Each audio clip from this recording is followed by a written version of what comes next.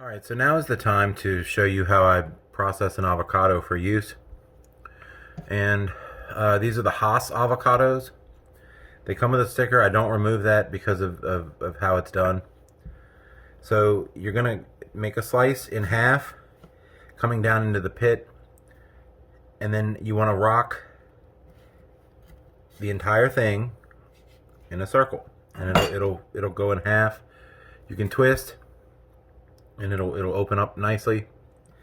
The pit is removed by smacking it and twisting, and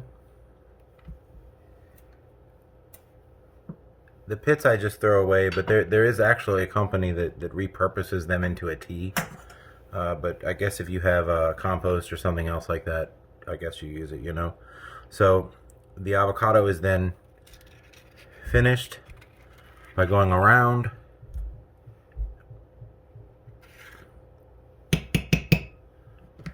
And that's it.